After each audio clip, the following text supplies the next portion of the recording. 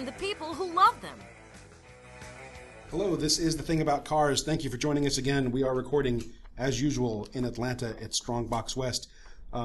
Today at the table we have Ben, Ronny, Becca, and I am Mickey, and we're going to talk about a good handful of things today.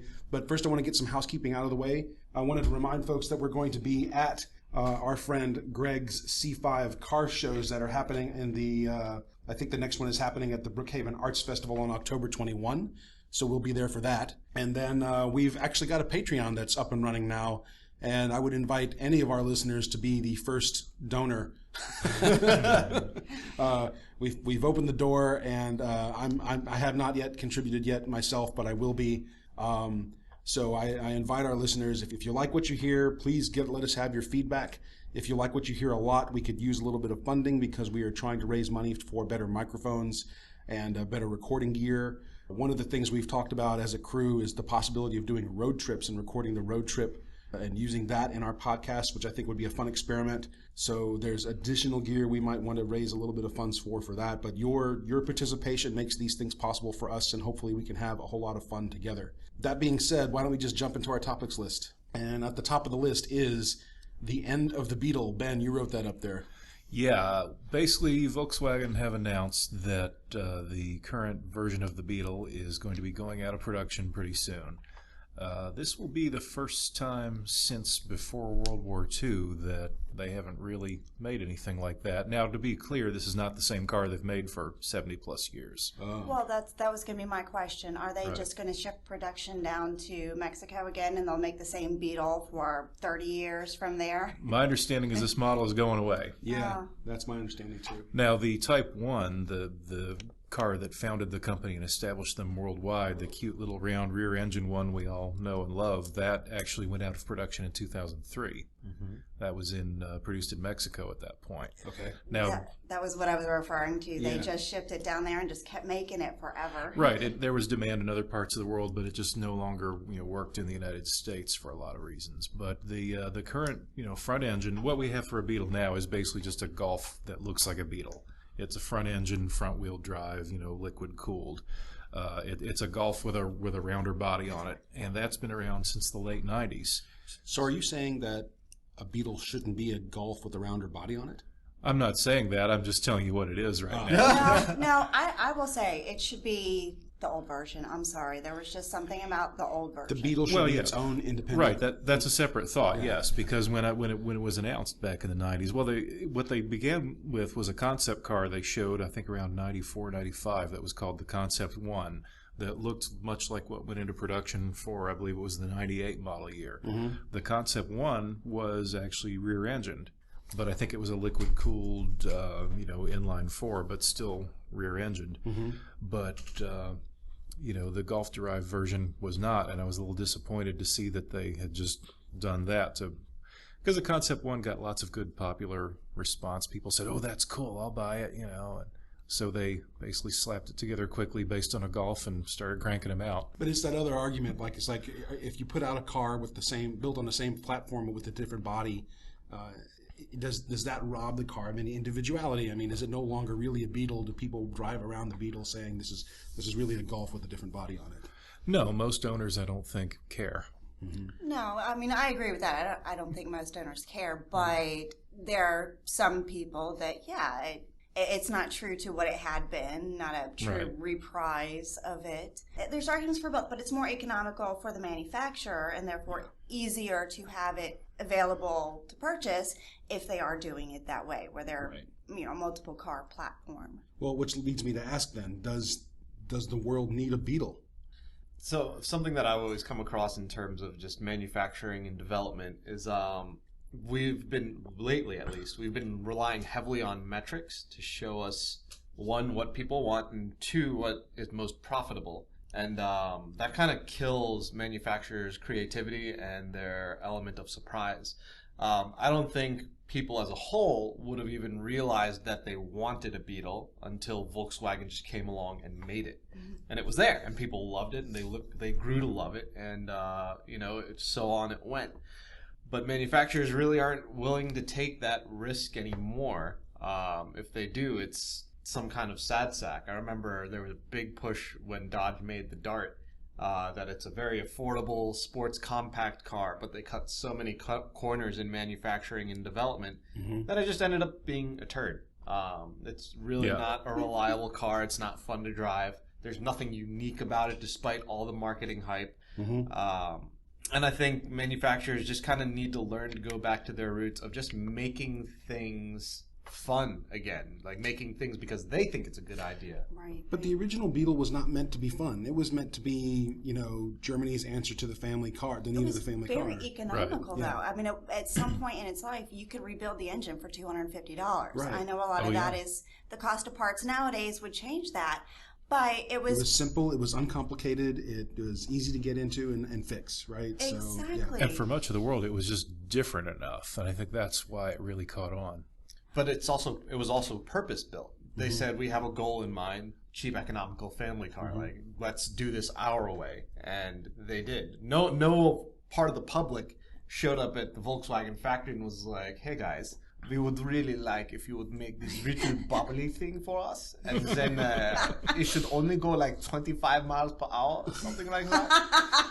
Like, oh yes, the public didn't do that. Although I have to put an asterisk next to calling it a family car, though it is only 2 doors, and having younger children, I can tell you, it kind of sucks not having 4 doors. So I don't know if I would say family car and with all of that, but in the era it came about, that was not seen as a limitation. Yeah, I mean, you folded up your kid and you threw them in the back seat, and they didn't have car seats, and there weren't a whole lot of seatbelt harnesses for kids to get tripped up on and injured on trying to get in the back seat. All right, Becca has arrived. Let's let her in the door. Hit it.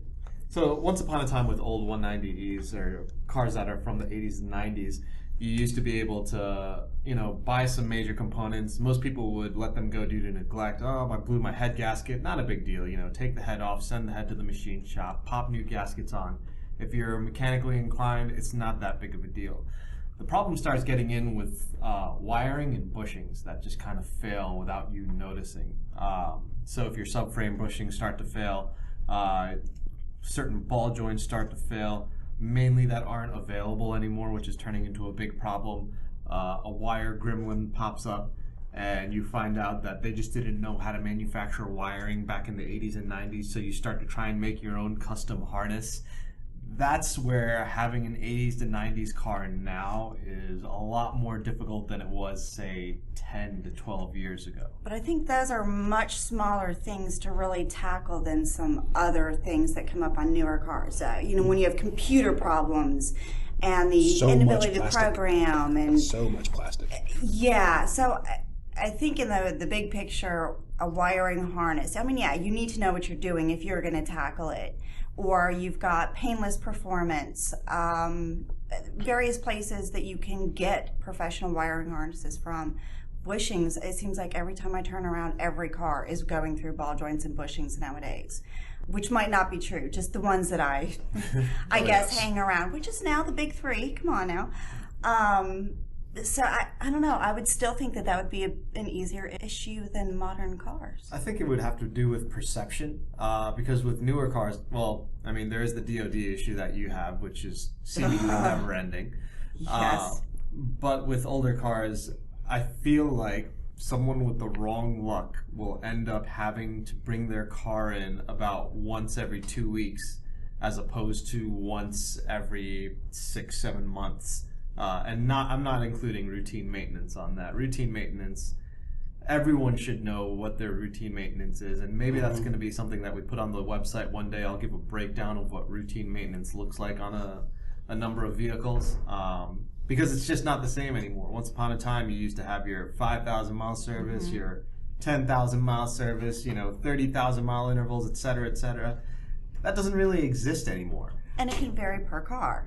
Yeah, exactly. When you have manufacturers like BMW saying, oil changes, they last for 15,000 miles. And I'm not being racist, by the way. I'm just trying to be culturally accurate. That's what they sounded like when they talked to me. Yeah. Actually, it's I've heard stronger, so. Right. So, one, it gets hard because when an engineer tells you that, you kind of want to believe them because they went to school longer and they specialize in this stuff.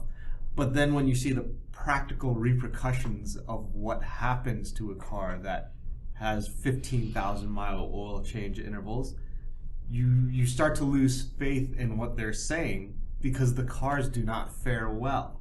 Well, we got onto the whole topic when Ben, Yeah, we didn't really have a good introduction into the Mercedes that he was talking about, and we were because Ben brought it up. Ben brought up the... I think we were paused, weren't Yeah, we we? were paused. So let's go back. Ben, what brought on the Mercedes thing? Well, so while we were paused, there was this joke about hammers and nails. That's it. And Some people want to be the hammer, some people would rather be the nail. That's right. And then I said, do you remember the AMG Hammer? And it was this really, really awesome tuned-up V8 version of an E-Class Mercedes that came out in the 80s. It was really something, and that's where all this happened. So Becca's at the table. Welcome. Hi. How you doing? Other Becca. I'm good. Oh, we're sitting next to each other again. Right. Yeah, but our voices are totally different. Oh, no, it's just the last time Mickey allowed us to sit next to each other. We had too many sidebars. Yeah. No more sidebars. We were having our own girl conversation over here. So let's recap. I mean, we've had a little break in the recording. This is not very normal for us. We were talking about the Beetle, and then the question I want to ask then is, I guess I'm still going to ask it, does the world need a Beetle? And Ronnie's answer was, every car manufacturer should still make cars that are simply fun to drive. Is that where you're going? I wouldn't say fun to drive because that gets to be a relative thing. I know people that have a blast driving minivans. I'm actually one of them. I think minivans are awesome. I'm going to break that stigma before I die. And it's okay because he's a guy, so he can break that stigma. I have a stunt driver. As a guy, as a stunt driver, as a race car driver, I think minivans are fantastic. I don't think they're limited to soccer moms. I mean, I learned to drive in one. Ford Aerostar Okay, but Extra my Long. issue is I just wanted to dispel the notion and the sexism and everything else involved around the joke to women. Every time you are anywhere near the age of getting married, having kids, the constant, you better sell your car and get a minivan. So if you want to dispel that, drive it like a race car driver, you have a blast. I only have anecdotal experiences here, but when I was of age, like when me and my friends were all in our 20s and 30s and getting married and starting to have kids, the people in my immediate social circles who have the biggest problems with that were the men. And my friend David in particular said, Mickey, I'm buying a van. I'm like, really? What kind? And I'm thinking, okay, he's getting a Ford, he's getting something really big, and he's like, I'm getting a Honda Odyssey. I'm like, oh, a minivan. He's like, no, don't call it that. Yeah. Well, it definitely had a stigma attached to it. And there are some people that have absolutely no problem with it, and it was mostly women that were all about being the soccer mom, family mom, and but people like me who own Mustangs, and me who's like anti all the girly shit. I wear lips are on my shirt. Dave Grohl, but it's sorry. Because Dave Grohl loves his Honda Odyssey and he's not ashamed. No. But there very much is a stigma attached, and there was very much a sexist undertone when people would talk to people like me or Becca. It would always be the context of, you shouldn't be driving a Mustang. Your job is to have babies and cart them around. Gross. But maybe if some of these dudes help break that stigma, then we could have a useful big vehicle that we can throw more junk into. Have you seen the thing that I posted on our Facebook page with the vanning movement that's happening in Japan, where these people do these extremely tricked out vans? Are you I glanced at it, but I didn't Are you talking about the Dodgebon again? No, not the Dodgebon. This is a separate thing. This is they call it vanning, and it's more of like a rebel kind of. I want to call it a movement. I don't know if that's right or not. I don't know if I should call it a movement, but check out the page, and they're like they've got ramming plates on these vans, except they're body kits. They're like extreme cartoonized body kits. Like the front splitter comes and sticks like 1.5 meters in front of the car instead of just a few inches. Right? Giant bat wings, right. and The one popping into my head, what was that TV show? That guy that had the group, they would go out tornado chasing. And they had a very cartoonized type of minivan, but the armor plating and the bells and whistles to chase tornadoes. And you're making me think of that one. This is more extreme than that, just from a visual perspective. Imagine a minivan being tricked out with a body kit that's just a couple inches off the ground, and extends in front of the boundaries of the vehicle by a meter in each direction, and has Godzilla spines. I'd be all over that. See, that is much better. Much better, because one of my things also with minivans, they're just ugly, and every time they make it look kind of reasonably better, suddenly it's an SUV instead of a minivan. Right. So, yeah. I'm trying to find you some pictures of the event, or we can just pull up the Facebook page and find it there. I'm on it. Is it on TTAC or the thing about cars? Well, here's one. It's on the thing about cars, but here's one example. Oh my goodness. Gross. No yeah, way. Not the color. No Get way. rid of the color. Awesome. But It's like this thing we're looking at. But this is a heavily modified is like van. that's pastel Right. cute. And so I don't know, these guys- pastel pink, purpley. I wouldn't want that guy If I riding was my a- rear end. If I was a skateboarder, like I wouldn't need to go to a skate park. I'd just be able to ramp Right. off of my own van. Right? I mean, on the one hand, there's a part of me that looks at that and says, "Oh man, that is kind of cool." On the other hand, it's like, why and how do you drive it? Yeah, I would can never only- drive it. I can only imagine that thing's on Can't bags get or over something. speed bumps. Right. Can't. It's got to be on bags. It has to be. It Yeah. has to. Yeah, oh yeah. Be. And But scroll up. The mystery machine is just above that. oh yeah, we'll come back to this. And the overall length of it, there are only so many places in Japan that could go. Right. Yeah. Yes. Yes. So the article that we posted on the Facebook's page that said that the folks who did these modifications were more of the rebellious type of, they were regarded as rebels in Japanese culture or something. In any case, how did we get on vanning? we are all over the place. We now. are, yeah. I think I was talking about manufacturers. Yes. And misconceptions about The minivans. Right. That's it. But since fun is relative, I would say that manufacturers should do what inspired them to be car makers to begin with. I often think about what I would do if I made my own car manufacturer. And I think, I would make a vehicle that did what it was supposed to do every which way. Like I would have a practical, cost-efficient family car for the people that were in that market. Yes. I would have a balls-to-the-wall sports car for the people that were in that market. I wouldn't want something that's in between. I feel like there's a lot of conflict and confusion with trying to do that. Well, I think part of the problem also is that the company gets too big for its own good. And, you can't, I think it's a mistake to try to be all things to everybody. Right. Yes. And it's better to do a small menu well than a large menu with mediocrity. Yes. Agreed. Yeah. I do remember having conversations at BMW where someone in marketing or engineering would say, we're trying to capture this part of the Lexus market. Yes. And it's like, why? Lexus drivers are not BMW drivers. And sure, Lexus can say they're trying to push in on the BMW market, but BMW at a point did driving enthusiasm so well. Yes. And Lexus wasn't that. Lexus was a comfortable, Right. reliable, long-lasting old man car. Old woman, whatever, old person car. Oh, I'm snorting at the reliable. Sorry, I'm again thinking of the Lexus sitting in my driveway.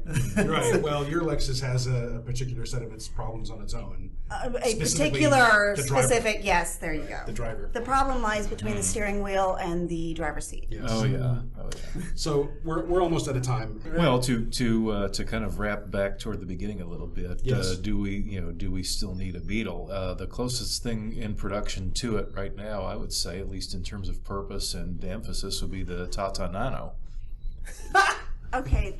It's small, it's cheap, it's designed for affordability of the masses in the market in which it exists. Please give it a new name. That's all. The name of the is company is Tata, and I think Yes. Ben is absolutely correct. It is the pure essence of what an Econobox should be.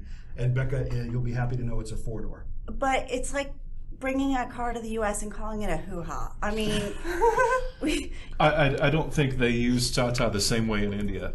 Oh no! well, that's why I said when they bring it to the U.S. Wait, Right. turn that around again so I can see it. It's John, I cute. think- It's kind of cute. It's functional.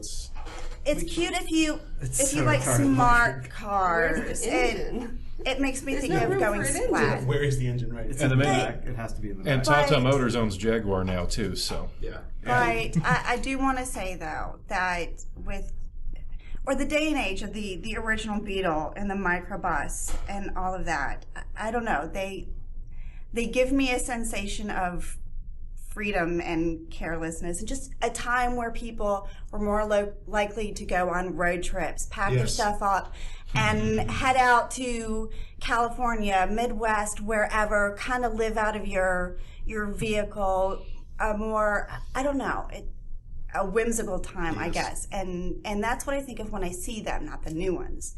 So the idea of all that being gone is just sad. Right.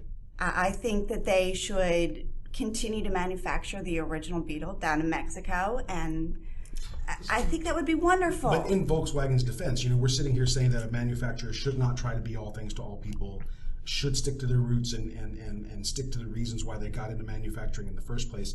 But on the other hand, I mean, take a look at that old Beetle. Take a look at Herbie the Love Bug.